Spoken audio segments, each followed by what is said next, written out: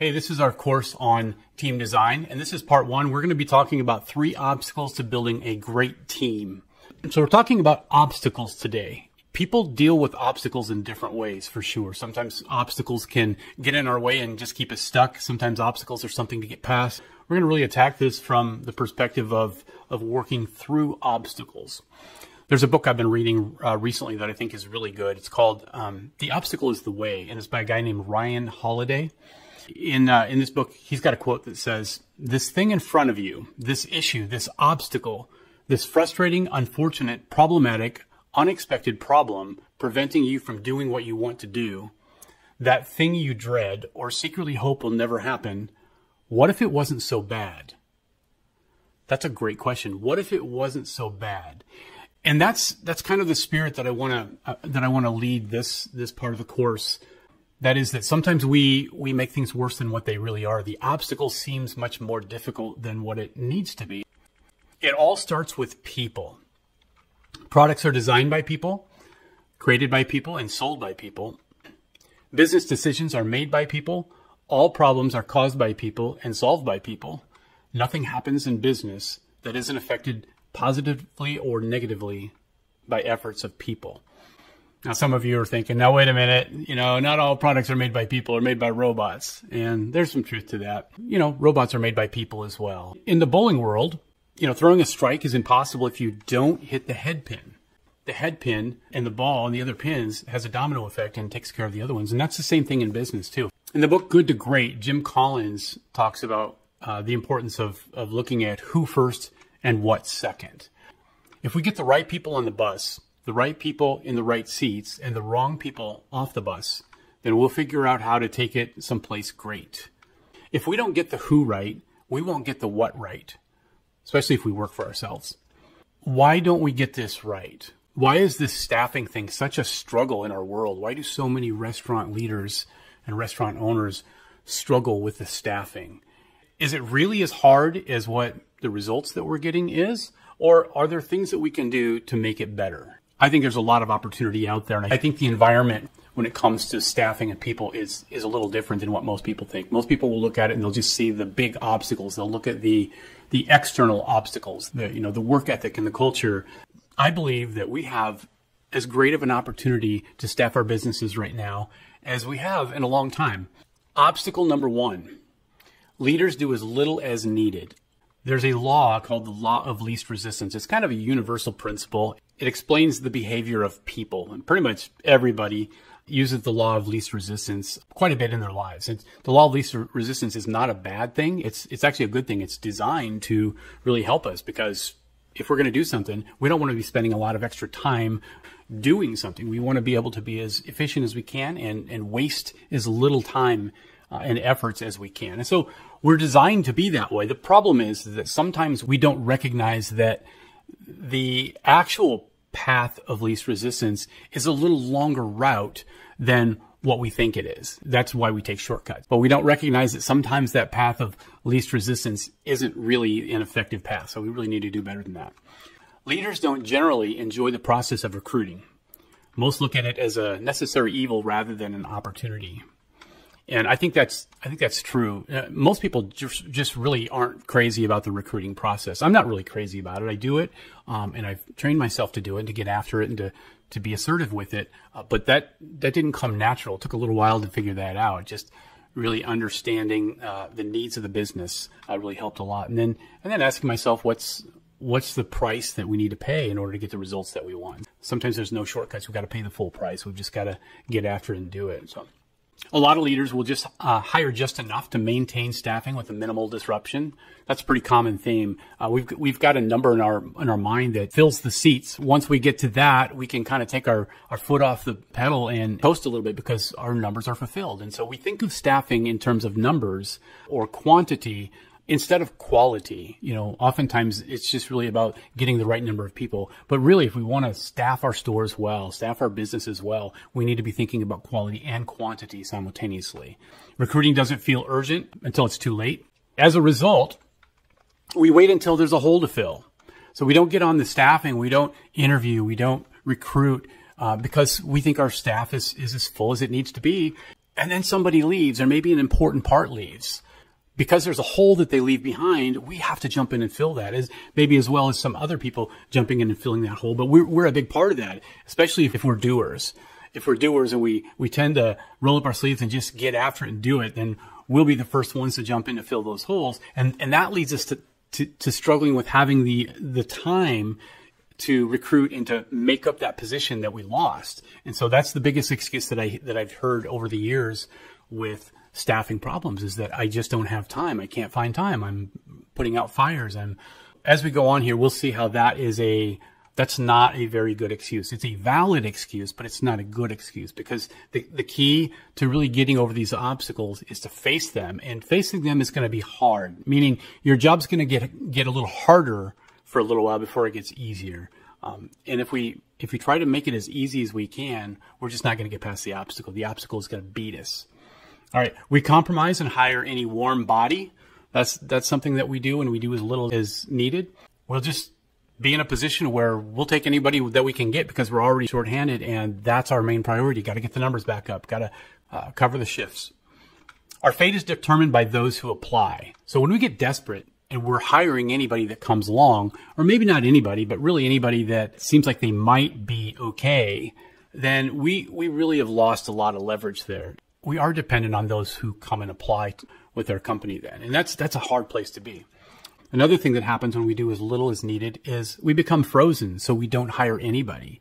We're in a position that's unfamiliar. We don't know what to do. We've got choices to make between taking care of the urgent and taking care of the important. And too often we choose taking care of the urgent, even if it might not be as important. It feels important. It feels just as important, and it certainly feels more urgent. We tend to just fall into that gap of taking care of the things that are urgent, taking care of the things that jump in front of us daily that call for our attention. All right, obstacle number 2, leaders hold on to what is familiar. The law of familiarity says, if it's familiar, at least you know what to expect. And the law of familiarity is really the flip side, or it's the same as the fear of the unknown. We hold on to what's familiar because it's known. It's something that we have some certainty about it. Now, maybe it's an employee that you have struggles with, but they're familiar, and you know who they are. You know what to expect from them, the good and the bad and the flaws. And so you prioritize the familiar over a risk, like moving the familiar out and bringing in a new person. The reason why we keep holding on to the familiar is because we think to ourselves, well, the new person might be worse. I may not even get as much out of this new person. And so we have a little bit of a scarcity mindset when we think about the quality of people that we might get, and that it makes us hold on to people that we already have. Leaders are hesitant to lose any current employees, even underperformers. And that's true. Sometimes we just have that mentality that I don't want to lose anybody. I can't afford to lose anybody. I already am having a problem covering all the shifts, and some of the other Eagles that we've got on the team, they're already working some more hours. And if, we get rid of the underperformers now, this whole thing could come down. There is some truth to that. Whenever you have underperformers, it's not a good thing, and they should be moved out or improved, coached and helped to grow. But it doesn't mean that we have to do it right away, right now. If there really is a time or a season that we need to get through before we can really do that, that's a real thing. But the problem comes when we just keep kicking the can down the road and we just keep making those same excuses. Even though we get past the urgency, we get to a place where we could start to recruit, but we don't. Sometimes I'll hear people say, turnover is bad. I can't afford to lose anybody. Because I've done hundreds of interviews over the years. And one of the questions that I like to ask managers when they apply for our company is, what's your thoughts on turnover? Is turnover good or is turnover bad? And the majority of people will talk about how turnover is bad. I have some people in 3 years, they haven't lost any employees, or they've only lost one employee. They just really have the same people working there for a long time. I don't say this, but in my mind, I'm thinking, oh my, you must have some underperformers on your team, because typically when you don't turn anybody over, the whole staff tends to become less efficient. You might think that that's counterintuitive, that, the more people you have for a longer period of time, the more productive you're going to be. And there's a lot of truth in that for sure. But if you have no turnover, then your team doesn't have a lot of incentive to keep improving. So they can even slack off, and they just know that you're going to maintain the same team going forward. Sometimes I hear, but they're my friend, or maybe, but I really like them, or they really need this job. It's easier to hold on to somebody that's familiar, especially if you like them or care about them. It's a deterrent from making the hard decisions sometimes. Of course, we always ask who's going to cover the shifts, right? Or we might say, I've invested too much time into them. So we'll look at the investment into this person that's maybe an underperformer that's familiar, and we'll be hesitant to look past them for somebody better because we've just invested too much in them, and we need to get our work out of them. If somebody's having a negative impact on your team, it's better to cut that off more quickly so that you can reduce the amount of damage that they do. As a result of holding on to what is familiar, we hold out and hope that our turkeys will become eagles. We really like our employees and we want them to succeed and we care about them. And so we want to be their biggest cheerleader. And so we keep holding out that they're going to change and they're going to grow. They're going to catch on. They're finally going to get it. And there are many underperformers that turn it around and really become great performers. That's a pretty common thing, especially when you're working with younger people. They just tend to mature and get better faster because they're growing up in all parts of their life. So they just naturally get better. But there's always going to be some turkeys out there that just aren't going to, they're just not going to change. They're just not going to get to where you'd like for them to be. And to hold on to them continually, it's going to harm you more than it's going to help you. And it's also going to hurt the rest of your team. So another result is that our eagles get tired of the turkeys and fly the coop. If you've been in the restaurant leadership world for very long, I'm sure that you've experienced this yourself, either firsthand or with your eagles on your team. They get tired of having to cover shifts. They get tired of other people not completing their tasks or falling short or not being efficient, and that causes other people to have to step in and do extra work. The eagles don't like that. They'll move on if you keep that practice going. We avoid positive turnover. As a result, we experience negative turnover. Turnover can be good or it can be bad. While most people tend to think of turnover as bad, if we don't turn over the bottom fourth of our roster on a fairly regular basis, we're going to struggle to really get the best out of our team. And the reason why is because when we leave our underperformers on our team, it just brings down the rest of the team for sure. So positive turnover is when we can move out the underperformers. Doesn't mean we move them out before we give them every opportunity to grow and to get better. Once we understand that they're not going to, we need to move them out. We need to be proactive in our recruiting so that we always have backup plans. And so negative turnover is when we lose our eagles. When the turkeys are there and the eagles are tired of the turkeys, and they'll move on. And when you start losing your eagles because you got turkeys hanging around, the problem is it'll be like a landslide and they'll start leaving one after another. And the only way that you can make that up quickly is to bring in more turkeys, because the eagles don't like to work in an environment that's filled with turkeys. When we get into that position, it takes quite a bit of effort and strategy to get out of that rut. Some leaders will overpay entitled turkeys to avoid losing them. We call this backwards leverage. They know you're not going to terminate them. They'll work at their minimum level. They'll ask for raises. They'll threaten to quit. There's a lot of different ways that entitled turkeys will take advantage of your team or take advantage of, and that's a dangerous place to be. Obstacle number 3, leaders lack competence and confidence. And usually confidence comes from having competence. They've not been empowered to design their team. They're slow to recruit because they don't know how, and they lack training. They just don't know how. A lot of leaders are put in a position of leadership and they've just not been prepared for it. And they're just not up for the challenge of staffing a store. They don't know what to do with their unproductive team members. So you're faced with having unproductive people. So how do you deal with them? How do you help them so that they can become productive? Well, if you don't know how to do that, you won't. You won't, because you just don't know how.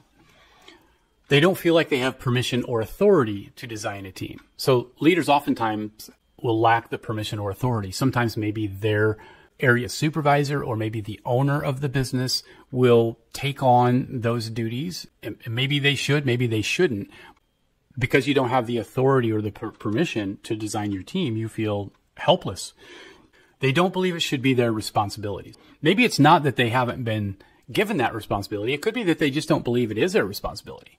It could be a unit manager that just feels like it's the owner's job to hire people. Maybe the owner is part of the daily business, and so they would just rather see that happen. Or maybe the owner or the district manager is a micromanager, and so they don't give space for that unit leader to be able to take the lead on that. So the unit leader would rather not do it because they don't want to be micromanaged. They don't want somebody to be stepping on their toes. They really need the freedom to be able to take on that responsibility and do it on their own. The other hard, cold truth could be that they may be the wrong person for the job. And that's true too. Sometimes leaders lack competence and confidence, and they're not able to gain that. Maybe they can't learn the skills. Maybe their skill set is really just not set up to be a leader in a restaurant. Maybe they should be an accountant. Maybe they should be doing something else. But not everybody's cut out to be a restaurant leader for sure. I've seen a lot of potential restaurant owners that I've spoken to that are making their case for going into business. And I wonder why they believe that they're qualified to be a restaurant leader. And I've seen people that kind of have that attitude of, well, how hard can it be? You know, maybe they're coming out of the corporate world and they've got a very responsible position and they're doing something. So they look at it more of just the amount of responsibility and skills that it takes, as opposed to what those specific responsibility and skills are. All right. The law of learned helplessness. This is self-defeating thoughts. We play the excuse game. We might say, I don't have time. We might say, well, they're just going to quit anyway. I've heard owners or restaurant leaders that'll say that. Like, why do I even bother interviewing these people? They don't show up to the interviews. Or if I interview them and I hire them, they don't show up for their first day of work. Well, what other choice do you have, right? So we hear the excuse game quite a bit. The blame game. They'll blame the lousy job market or the economy or the generation. You know, this generation just doesn't want to work. They have poor work ethic. Or they'll play the victim game. There's nothing more I can do. My hands are tied. Really kind of play up the helplessness part of that as if it's a virtue to be helpless. It's not a virtue. It just makes you blameless in your mind. And that's why people seek this victim mindset, because they're seeking blamelessness more than anything else. Blamelessness is one of the worst values we can hold on to, but yet many people do. They just don't want to be blamed for anything, and they'll play the victim game in order to avoid that. The entitlement game. This isn't my job description. They'll act as though they might be above that, or I don't get paid enough for this. And that's the same thing. It's really saying that this isn't my responsibility because these tasks are beneath me. These are tasks that somebody else should be doing. As a result, they passively hope for something to change. And what I mean by that is that sometimes restaurant leaders, when they're stuck and they lack the competence and the confidence to do the necessary steps that they need in order to staff their stores, they really do become frozen, and they'll just kind of wait for something to change because that's all they know to do. They hope that maybe next week we'll have a better week and more people will come in and apply. And they hope for that. That's the mindset. They continue looking for new ways to avoid blame. Yep, sometimes just the same old excuse gets a little old. So now you have to be creative to come up with new reasons why the numbers aren't lining up, or the people aren't coming to work for you, or you're not able to keep your team together. And so there's other ways out there that you can seek to find reasons for your setbacks or your failures. So we'll get creative. Sometimes we pretend to have success to keep up appearances. We're struggling, but yet we don't want anybody to know that because, you know, our value, we think, is all about what people think of us. And so we'll say anything to keep up the appearance. They resent being put in an impossible position. I've seen that too, whether it be a restaurant leader being put in a position by their owners to fail. There could be some truth to it, but it could be that it's not true. It could be that the owner hired somebody because they really truly believe that this person has the competence and the confidence, because during the interview, they clearly illustrated that they're up for this and they can do this, and they've got all of this experience, and they can do this. And so if the owner believes that and the unit manager just doesn't really have those skills, they might still resent the owner for putting them in that position. Or possibly it could be true. It could be that the owner isn't providing any training. So they're expecting the manager to perform at a certain level, but they're not giving them the training that they need, the instructions, the knowledge, or maybe they weren't clear during the interview process what's expected. they become unsatisfied and they move on. When a leader lacks competence and confidence, if they can't get it turned around, if they can't get the support they need, if they can't get their mind set correctly, tackle the problem and solve the problem and get better and prepare themselves for success, at some point they will just, because they're unsatisfied, they will move on. And no one can do that forever. We just talked about the 3 obstacles. Now I want to talk about the leadership gap. And the leadership gap is really, it's the root deficiency of all 3 obstacles. So in other words, the leadership gap really contributes to all 3 of the obstacles that we just talked about. If we can get our leadership where it needs to be, it's going to have a great effect on all areas of our business when it comes to staffing. John Maxwell talks about in his book, The 21 Irrefutable Laws of Leadership, he talks about the law of the lid. And the law of the lid basically says that there's a leadership scale from 1 to 10, 10 being the highest. And so if you're a 5 on the leadership scale, you'll have 4s or lower working for you. The 6s will move on to find 7s or 8s to work for. They won't stick around and work for a 5. Nobody wants to work for a person with a lower level of leadership than themselves. Everybody's looking for somebody with a greater level of leadership to work for. It helps them. It helps you grow. It helps you enjoy your work, knowing that you're working for a competent person, somebody that you can learn from. If you wish to have 7s working for you and you're a 5, you'll need to develop into an 8. You can't be a 5 and have 7s working for you. You've got to develop yourself into an 8. And once you do that, you can have 7s working for you, because the 7s will be attracted to working for you because you're at a greater place than they are. This is a hard pill to swallow for a lot of leaders, because it's a lot easier to look at the 4s and 5s that are working for you and blame them for being 4s and 5s, instead of looking at yourself for only being a 5 or 6 on the leadership scale. What this does really, this law of the lid, it takes your excuse away. It's like, hey, if you want better people working for you, you need to become a better leader. They'd rather blame the external world and everyone else for their quality of work rather than for themselves and who they're capable of attracting.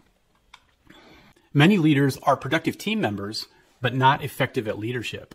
We've got people that are just great technicians. They're great at making the stuff, or planning the stuff, or ordering the stuff, or selling the stuff. They can manage, they can create, they can do all of these things. But when it comes to building a team, they lack leadership, knowledge, skill, or experience.